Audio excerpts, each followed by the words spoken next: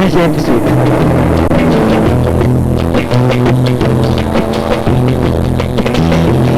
Nefertiti.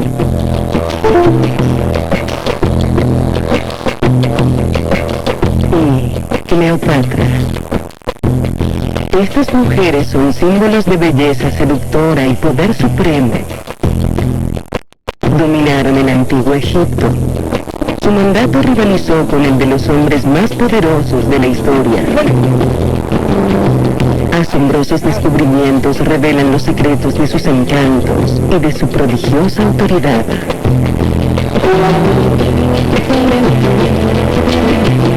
En tumbas cubiertas de jeroglíficos y en templos protegidos por colosos, los egiptólogos descubren una grandiosa fuente de poder de estas reconocidas soberanas en un culto previamente desconocido.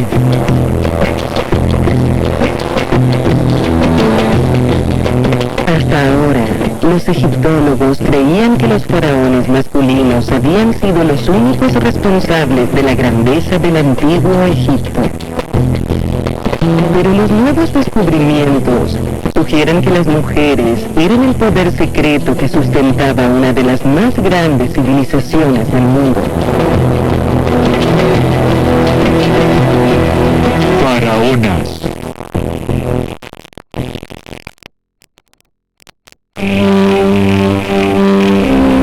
Si eras una mujer de la antigüedad, no había mejor lugar para vivir que en Egipto.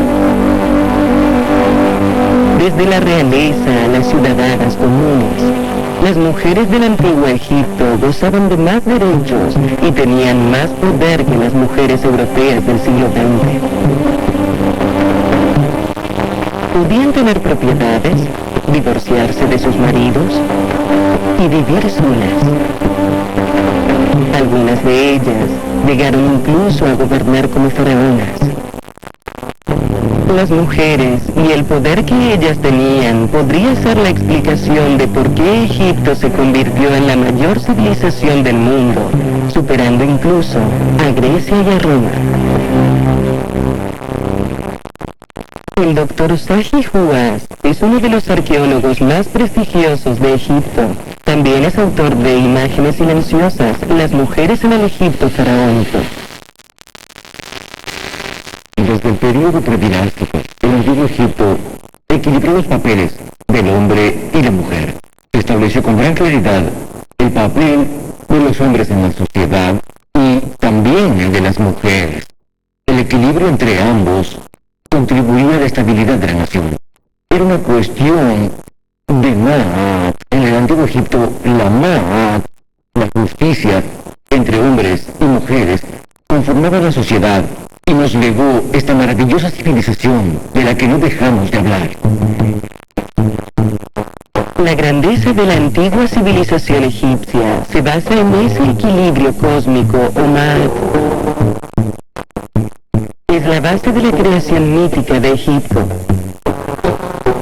La historia se encuentra tallada en los muros del templo de Karnak, que tiene 3000 años de antigüedad.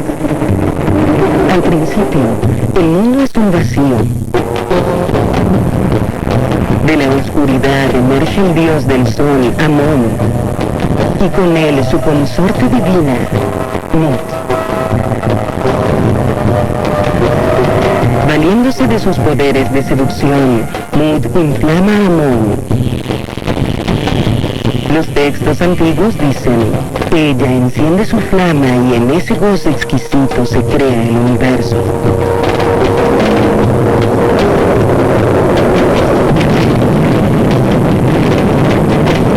Pero este universo es frágil y podría volver a sumirse en el caos si no se celebran ritos para estimular a Amón y restablecer la creación.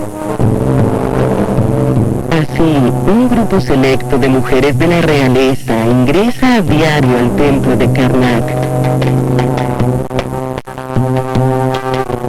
Avanzan en procesión por los sacros recintos hacia el lugar más sagrado de Egipto, el santuario privado de Amón.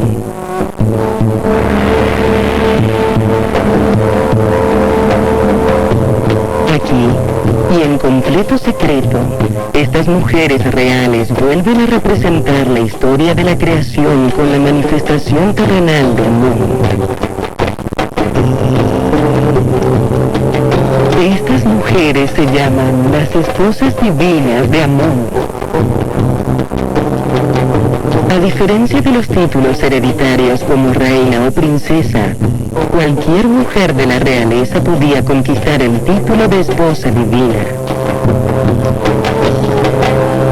Gobernaban desde la antigua ciudad de Tebas.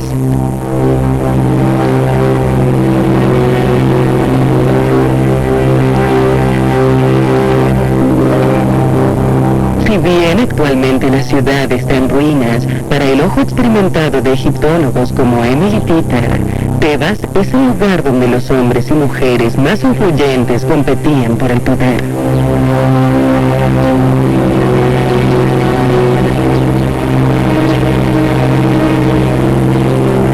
En el apogeo de la civilización egipcia, Tebas era la ciudad más grande, rica y sagrada del mundo antiguo.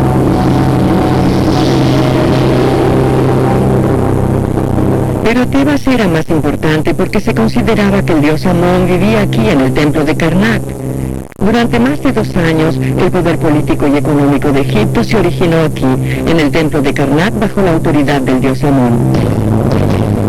Desde el año 2100 hasta el 500 a.C., Tebas, la ciudad de Amón, fue el alma del antiguo Egipto.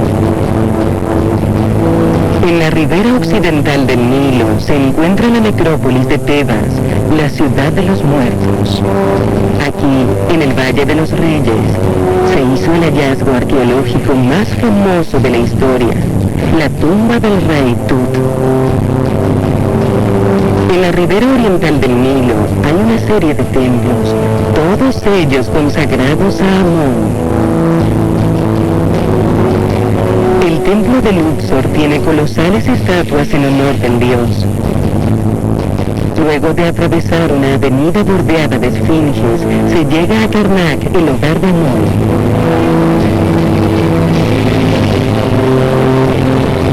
Nueve portales o pilones protegen la entrada a Karnak. Uno de ellos constituye el acceso más grande del mundo a un templo. El templo de Karnak es una verdadera ciudad. Su superficie es de casi 2 veces la de Ciudad del Vaticano. Karnak contiene el obelisco más alto de Egipto. Y su gran sala hipóstila presenta las columnas más grandes del mundo. Tebas amasó toda su riqueza y su esplendor en nombre de Amón. Los que se encontraban más cerca del dios controlaban su enorme riqueza y ejercían su poder. Los faraones estaban muy cerca de Amón, pero un grupo de mujeres lo estaba aún más.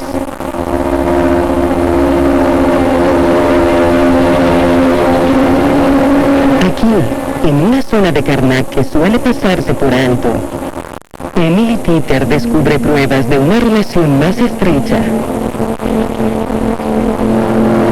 Las esposas divinas de Amón. Este estrecho vínculo entre las esposas del dios y Amón queda demostrado al observar una serie de capillas que las mujeres construyeron aquí en el interior de los recintos sagrados del dios Amón.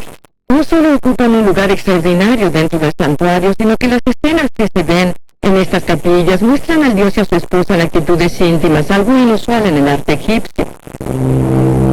Aquí, la esposa del dios abraza a Amón.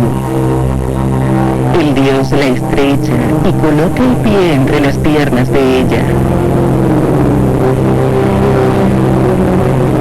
Las esposas divinas no solo tienen relaciones sexuales con Amón. En una segunda capilla, Titter encuentra pruebas de que las esposas están relacionadas con Amón por su origen divino.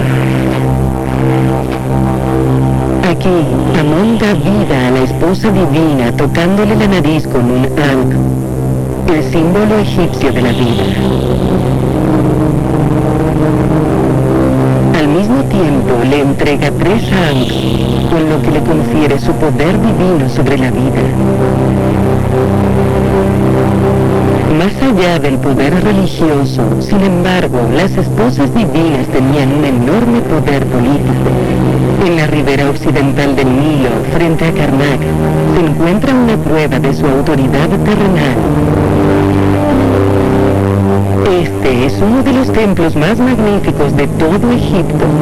Lo construyó una mujer que se valió de su relación con Amón para alcanzar su máximo objetivo, gobernar Egipto.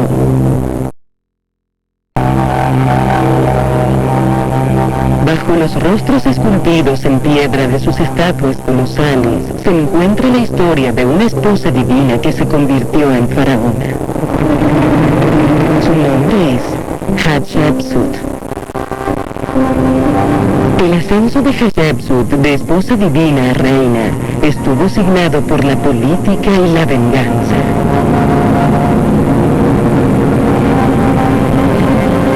Hatshepsut heredó el título de esposa divina de su abuela, la primera esposa divina de la historia, y aprendió a ejercer el poder de su padre, el faraón Tutmosis I, y su esposa principal.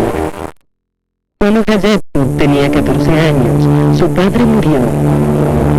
Tutmosis II, hijo de Tutmosis I, asciende al trono. Tenía una esposa aún menor. Tutmosis II no era de estirpe real pura, de modo que se casó con Hatshepsut, su medio hermana, para legitimar su reinado. Murió después de 12 años nada excepcionales en el poder. El hijo que había tenido con otra esposa es el primero en la línea sucesoria al trono. Pero Tutmosis III era demasiado joven para gobernar solo. Necesitaba un corregente. Hatshepsut, su madrastra, aprovechó la oportunidad. Las relaciones familiares le permitían acceder al gobierno junto con su hijastro. Sin embargo, en opinión de la doctora Gay Robbins, fue su condición de esposa divina lo que legitimó el acuerdo. Esposa divina era el título favorito de Hatshepsut. La condición de esposa divina tenía enorme importancia ritual y económica. La esposa divina tenía que interactuar de forma directa con el dios en el templo, algo de lo que solo el rey podía participar. Y es por eso que es muy probable que haya usado esa posición como trampolín para asumir la titularidad del reinado. Una de las prerrogativas de los reyes era construir obeliscos. El padre de Hatshepsut, Tutmosis I, lo había hecho. Pero los obeliscos de Hatshepsut fueron más altos que los de su padre. En el corazón del templo de Karnak, Hatshepsut erigió dos de los obeliscos más grandes de Egipto, uno de los cuales sigue en pie. Cada uno pesaba más de 360 toneladas. El que permanece en pie se eleva 27 metros por encima del templo. En la cima, que en la antigüedad debe haber estado revestida de oro argentífero, una mezcla de oro y plata, hay figuras talladas que representan a Amón colocando la corona de faraón a Hatshepsut. Debajo, inmediatamente después de su coronación como faraona, se ve una imagen de Hatshepsut y Amón en el tradicional abrazo de las esposas divinas. Hatshepsut se esforzó tanto por dar a su pueblo la imagen de una buena faraona que llegó incluso a usar la llamada barba faraónica, a vestirse de hombre y a adoptar la tradición constructora. Los primeros faraones habían construido pirámides a modo de cámaras mortuorias. Hatshepsut fue una de las primeras faraonas que levantó su templo funerario en Tebas, en el Valle de los Reyes. Se llegaba al Deir Bahari de Hatshepsut a través de una avenida bordeada de esfinges, fuentes sagradas y árboles de mirra. El nombre que daban los antiguos egipcios al templo era simplemente Yeser Yeserut, esplendor de esplendores.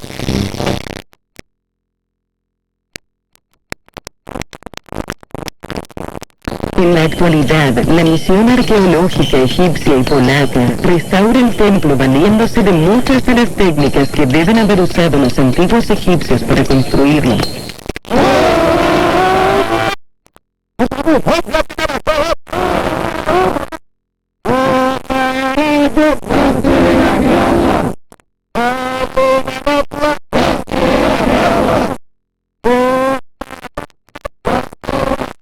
Para el egiptólogo polaco Miroslav Barwik, sin embargo, la restauración revela un giro sorprendente en la biografía de Hatshepsut.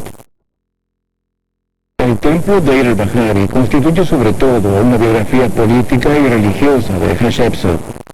Representa su ingreso a la dinastía faraónica. Su condición de esposa divina contribuyó a que pudiera reinar. Pero lo más interesante es que después de su muerte, ya avanzado el reinado de Tutmosis III, la historia oficial se reescribió, su imagen fue criticada y oficialmente no existió como reina nunca más.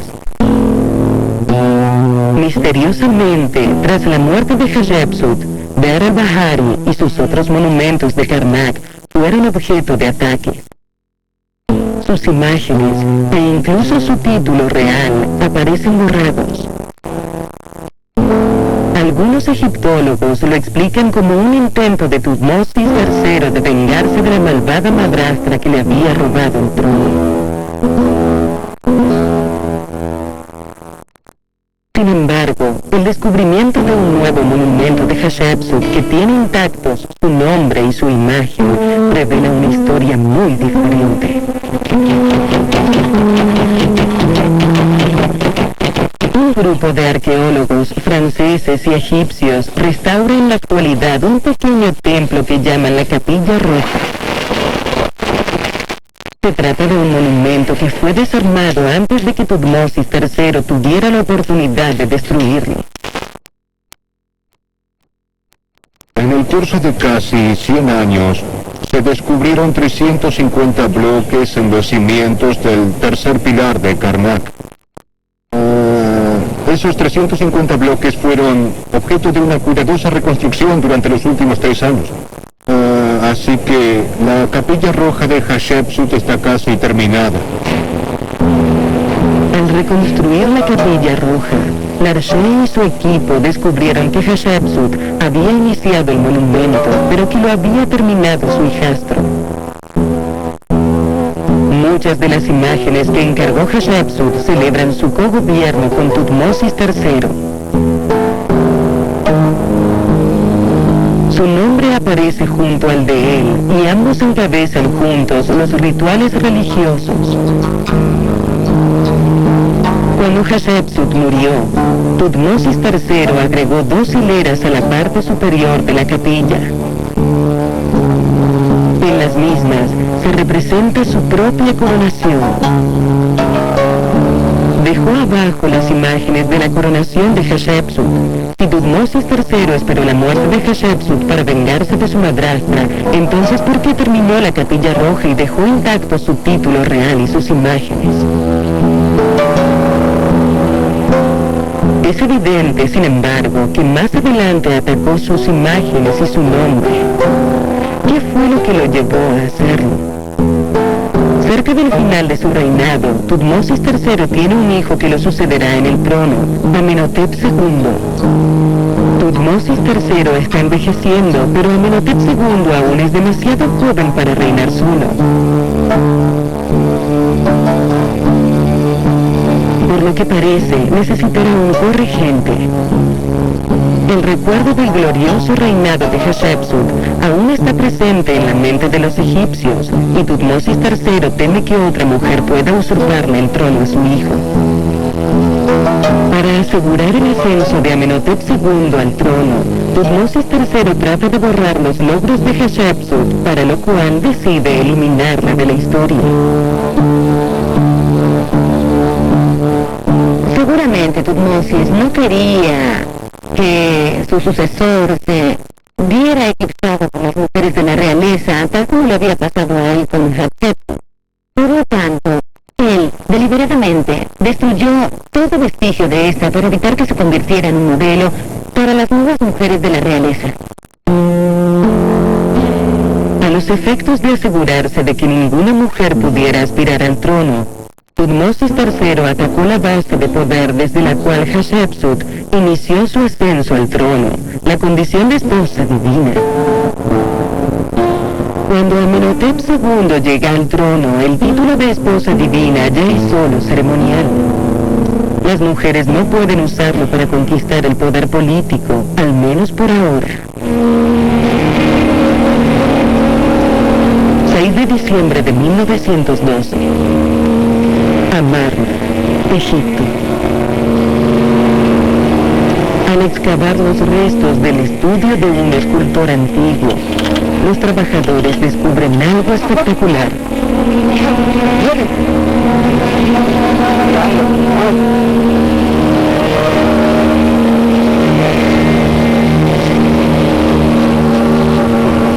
Es un busto pintado de Nefertiti.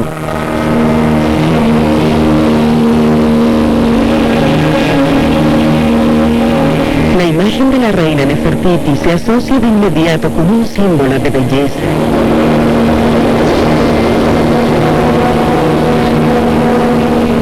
Pero Nefertiti es más que un mero rostro bonito.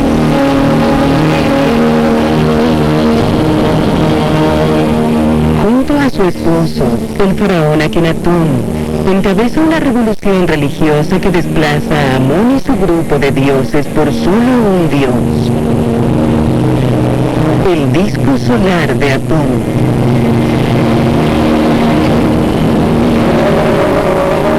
Nefertiti aprovecha esta revolución religiosa para adquirir jerarquía de diosa.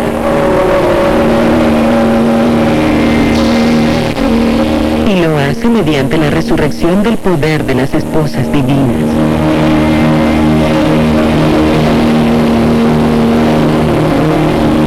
Hoy en día, en los templos de Karnak y Luxor, los egiptólogos descubren pruebas de la estrategia de Nefertiti en piedras de templos destruidos. Durante los 13 años del reinado de Nefertiti y Akenatón, estos levantaron templos a Atón en el recinto sagrado de Amón. Fue el máximo acto de sacrilegio contra la antigua religión.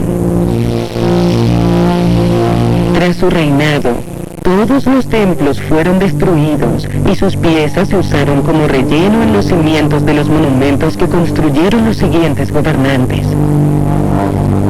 A comienzos de la dinastía Ramessid, Ptolemy desmanteló todas las construcciones de Akenatón y utilizó los bloques más pequeños para los cimientos de 3 pilares, y hasta ahora se descubrieron 60.000 bloques y pensamos que hay muchos más sepultados en distintos cimientos.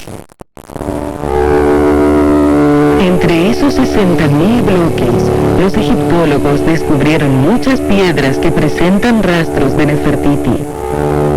En este bloque aparece una parte de su nombre y uno de sus títulos: Gran Esposa Real. Otras piedras brindan indicios de los rituales sagrados que ella llevó a cabo, como quemar incienso. Es asombroso, pero algunas piedras parecen haber sido colocadas de modo tal que representan escenas. Para obtener un panorama completo de cómo Nefertiti utilizó la nueva religión para ganar poder, los egiptólogos abordan la tarea hercúlea de analizar más de 60.000 piedras. Pero lo que no puede hacerse con recursos físicos, puede hacerse de forma virtual.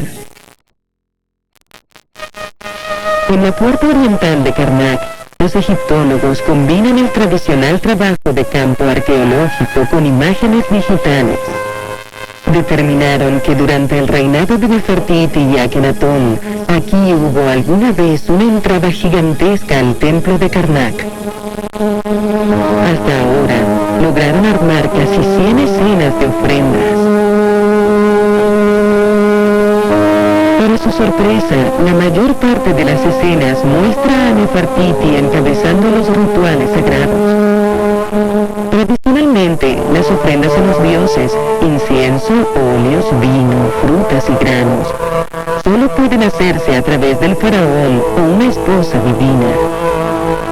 Los nuevos datos indican que Nefertiti tenía al menos tanto poder como un faraón. Y si bien en esta nueva religión no existe la figura de la esposa divina, Nefertiti preside rituales en honor del dios Atón, que son similares a los que llevaban a cabo las esposas divinas de Amón. Nefertiti aprovecha la tradición religiosa de las esposas divinas para elevarse de reina terrenal a la categoría de diosa. Durante más de 10 años, es la mujer más influyente del mundo antiguo. Luego, que sus enemigos religiosos destruyeron su tumba y profanaron la momia. Otros sugieren que fueron sus seguidores los que ocultaron su momia y la sepultaron en un lugar secreto. De todas formas, Nefertiti sigue siendo una de las mujeres más famosas del mundo. En su época, restableció el poder de las mujeres. 60 años después, en el año 1290 a.C., otra mujer usará su condición de esposa divina para cobrar autoridad. Pero esta mujer incorporará el elemento de la seducción. Nefertari. Su solo nombre evoca belleza, esplendor y sensualidad. Es la mujer más deseable del mundo antiguo. La historia de Nefertari está asignada por el sexo, el poder y la intriga. Cuando es apenas una adolescente, observa a un joven corregente llamado Ramsés II, que pronto gobernará Egipto y se convertirá en el faraón Ramsés el Grande. Ramsés tendrá todo el poder al que puede aspirar un hombre, pero le falta algo, una estirpe divina. Sus antepasados eran soldados que se convirtieron en faraones mediante su poder militar. Ramsés quiere ser Dios, y la clave para ello es una esposa divina. Si Ramsés se casa con una esposa de Amón, eso lo convertirá en la encarnación del Dios, por lo que se transformará en un Dios. Pero antes, tiene que resucitar la condición de esposa divina. En Luxor, la honra mediante la incorporación de su templo a un monumento que había levantado la más grande de las esposas divinas, Hatshepsut. En la necrópolis de Tebas, restaura Deir el-Bahari, el templo funerario de Hatshepsut. Al exaltar la figura de las esposas divinas y casarse con una de ellas, Ramsés eleva su condición al tiempo que rescata la de las esposas del dios. Eso resulta muy conveniente para Nefertari. Para convertirse en esposa divina, sin embargo, Nefertari tiene que destacarse entre las otras 20 esposas y 1000 concubinas de Ramsés. ¿Cuál es el secreto de su seducción? Las mujeres del antiguo Egipto adoraban su maquillaje tal como las mujeres de hoy. Nefertari, al igual que otras mujeres de la realeza y la nobleza, usaban los cosméticos para destacar su belleza natural.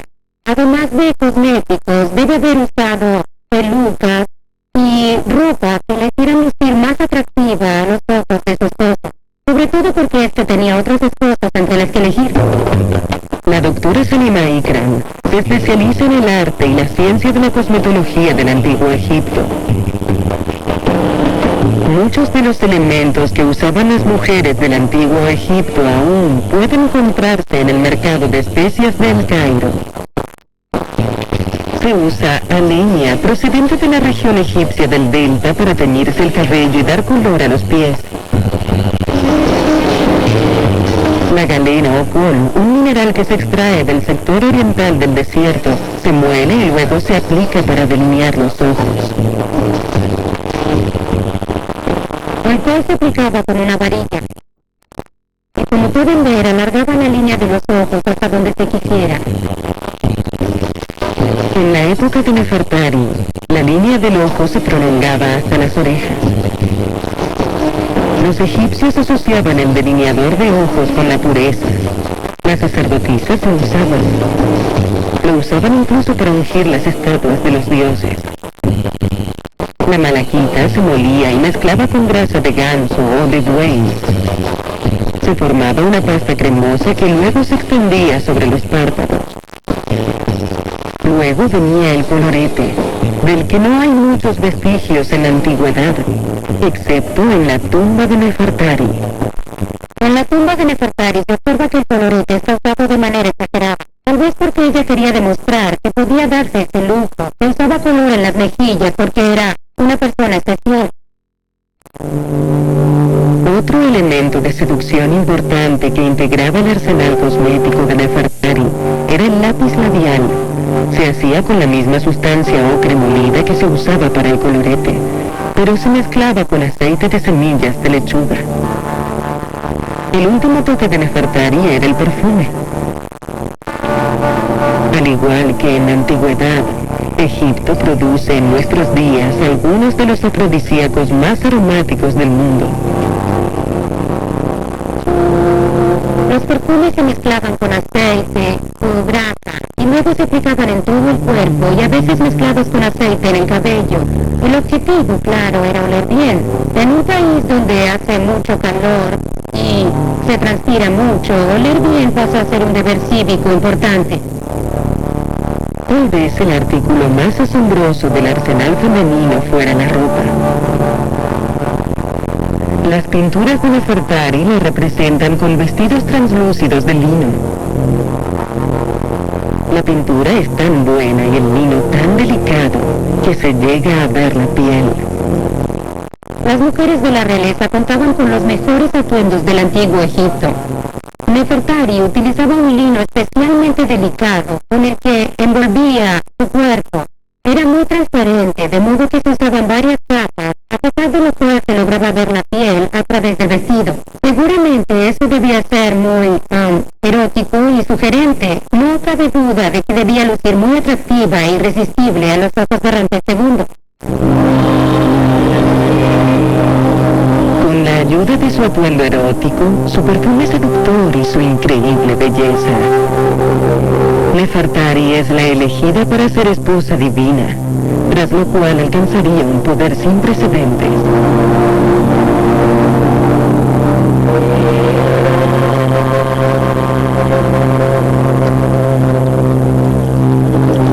Cuando llevaban 33 años de casados, Ramsés le rindió homenaje mediante uno de los templos más imponentes del mundo, Abu Simbel.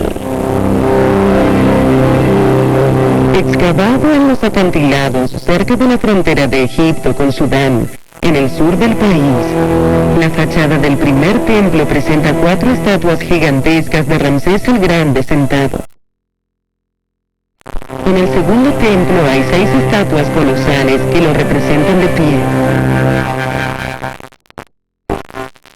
Miden casi 9 metros y se cuentan entre las más grandes de Egipto.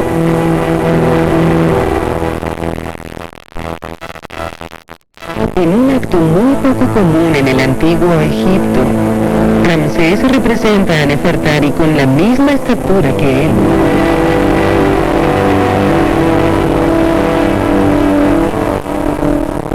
Nefertari tenía una jerarquía especial en el pequeño templo de Abu Simbel. Se la representa con estatuas colosales en la fachada del templo, donde por lo general solo se encuentran estatuas del rey. En el interior, se la muestra haciendo ofrendas a las imágenes de los dioses, que es una actitud en la que también solo se suele representar al rey. En su condición de esposa divina, embajadora y esposa amante del faraón, Nefertari vivió en pie de igualdad con Ramsés durante 25 años de su reinado. Luego, a los 46 años de edad, Nefertari enfermó y murió. Ramsés siguió gobernando durante 42 años más, pero nunca olvidó al amor de su vida. su muerte, Ramsés hizo construir la Casa de la Eternidad de Nefertari, una magnífica tumba ubicada en el Valle de las Reinas.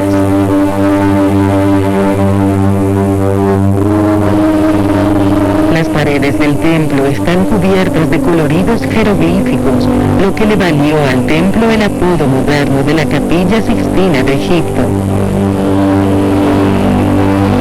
Se la considera la tumba más deslumbrante de las que se descubrieron en Egipto.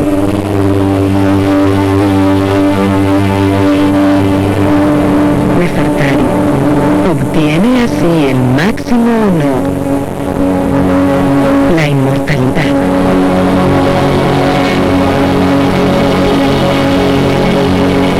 Pero la gloria que Nefertari y Ramsés II dieron a Egipto no duró. 100 años después, en épocas de Ramsés VI, Egipto es víctima de gobernantes débiles y de conflictos civiles. Se produce la invasión de los guerreros nubios y por primera vez en la historia los papeles invierten y Egipto queda a merced de su colonia del sur. Corre el año 1150 a.C. y está a punto de renacer un antiguo poder, el de las esposas divinas de Amón. Esta vez, sin embargo, se trata de mujeres negras de Nubia. Antes de continuar la conquista en el norte de Egipto, los nuevos faraones negros tienen que asegurarse la ciudad de Tebas en el sur. Para ello, los reyes nubios resucitan la figura de la esposa divina. Conceden el título a sus hijas, con la esperanza de fortalecer así su propio poder. Con el tiempo, las hijas transforman su poder religioso en poder político y sirven el gobierno a los faraones. En el centro mortuorio de Medinet Habu, en Tebas, los egiptólogos revelan ahora la magnitud del poder que ejercían las esposas divinas. Las esposas divinas más importantes están sepultadas aquí en Medinet Habu. Eran mujeres muy poderosas que tenían poder político y poder religioso. Gobernaban Egipto como los reyes. Estas mujeres procedían de Nubia, de lo que hoy es Sudán. Reunificaron Egipto y propiciaron un renacimiento de la cultura y la política que se prolongó por más de 500 años. La ubicación de las capillas de las esposas divinas es un indicio del poder de estas mujeres nubias. Frente a un antiguo monumento que había levantado la faraona Hatshepsut y a lo largo de la avenida que llevaba a un templo que había construido el faraón Ramsés III, la esposa divina Amenírdis erigió su capilla funeraria. Pero la máxima manifestación de su poder se observa en el interior de la capilla, donde se la representa según la antigua tradición de dioses y reyes. El hecho de que las esposas divinas gobernaban como reyes es evidente en estas escenas de sus tumbas en Medinet Habu. Aquí vemos a Shepenwepet, una de las esposas divinas, ante los dioses Recorati e Isis. Es notable que su altura sea igual a la de los dioses, ya que excepto en el caso de reyes y reinas, las personas se representan más bajas que los dioses. Otro símbolo del poder de estas mujeres se ve aquí. Es una representación de Amenírdis, otra esposa divina. Lleva una serpiente en la frente. Se llama Ureus y es un símbolo real. Otro elemento importante es que su nombre, Amenírdis, aparece aquí en medio de un óvalo, algo que también era prerrogativa de reyes y reinas. A menudo se representa a las esposas divinas luciendo la corona doble, un tocado real que simboliza su autoridad sobre los dos reinos de Egipto.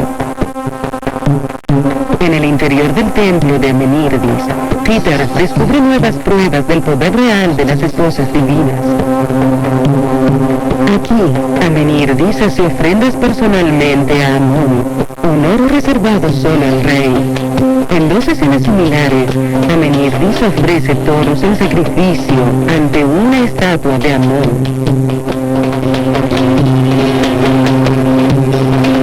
Al mismo tiempo, los devotos de Amenírdis ofrecen toros en sacrificio ante una estatua de la esposa divina. La iconografía sugiere que la jerarquía de las esposas divinas es igual a la de los dioses. Durante el gobierno de las esposas divinas, Egipto alcanzó un nuevo apogeo y Tebas se convirtió en una de las grandes ciudades del mundo. Sin embargo, a mediados del siglo VI a.C., mientras Tebas prosperaba bajo la supremacía femenina, los débiles faraones del norte se vieron amenazados por invasores. Esta vez eran los asirios, que invadieron el norte de Egipto y finalmente lograron abrirse paso hacia el sur y sitiar la ciudad de Tebas. Tras varios intentos, los asirios consiguieron entrar en Tebas.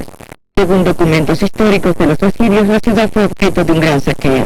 Quemaron las grandes puertas de madera de la entrada del templo, se llevaron las estatuas de oro que había en los santuarios, y según dijo el rey asirio, se hizo sentir a los egipcios el peso de las armas. El ataque a Tebas significó el fin de la ciudad más imponente del mundo antiguo. Tebas quedó reducida a una ciudad fantasma cubierta de arena. Durante los siguientes 500 años, los invasores ignoraron la jerarquía privilegiada de las mujeres egipcias. El poder y la leyenda de las esposas divinas cayeron en el olvido. Luego, en el año 50 a.C., una joven de 18 años ascendió al trono y restableció el poder de las mujeres egipcias. Se llamaba Cleopatra.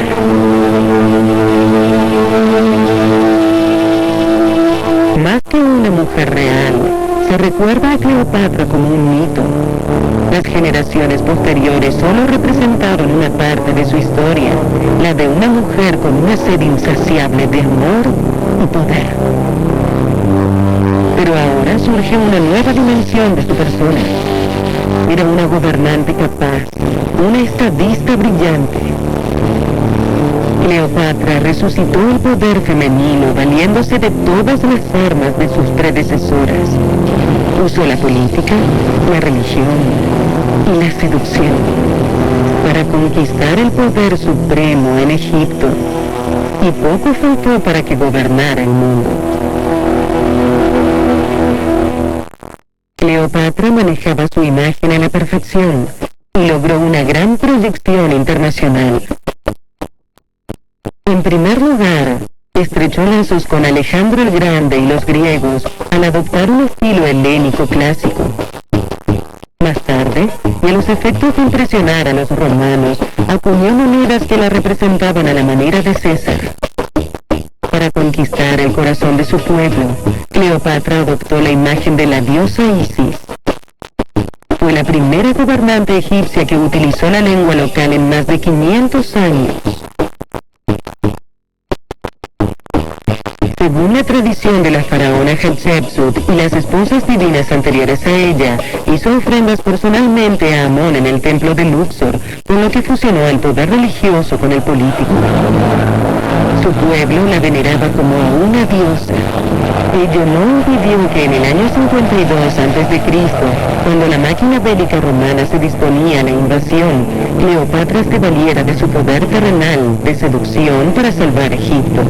Tuvo un hijo del gran Julio César, y de no haber sido porque lo asesinaron en el Senado romano, habría gobernado el mundo a su lado.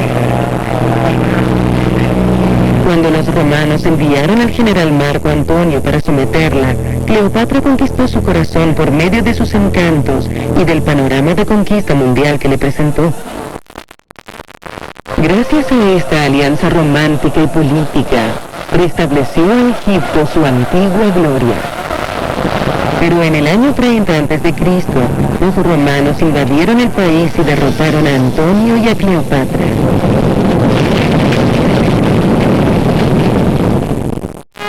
Cleopatra se negó a someterse al poder imperial y se suicidó. Según el historiador greco-romano Plutarco, murió como consecuencia de la mordedura de una áspid. En la actualidad, sin embargo, muchos especialistas consideran que Cleopatra experimentaba con venenos y sabía que el veneno de una cobra, la serpiente que adorna la corona de los faraones, era más mortífero y menos doloroso.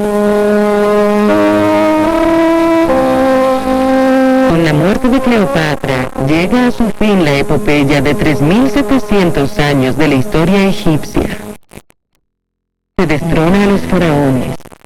Los antiguos templos quedan sumidos en el silencio y se despoja de todo poder a las mujeres. Pasarán casi 2.000 años antes de que las mujeres vuelvan a conquistar los derechos de los que todas sus congéneres gozaban en el antiguo Egipto. Si analizamos el lugar que ocupaban las mujeres en el antiguo Egipto, comprobamos que tenían más derechos que cualquier otra mujer en cualquier lugar. Yo creo que hoy todas las mujeres del mundo deberían tomar eso como modelo para construir un mejor futuro. En momentos en que las mujeres del mundo entero luchan por equiparar su situación a la de los hombres, tal vez puedan tomar como ejemplo a las mujeres que gobernaron el antiguo Egipto. Versión en español, Palmera Rico.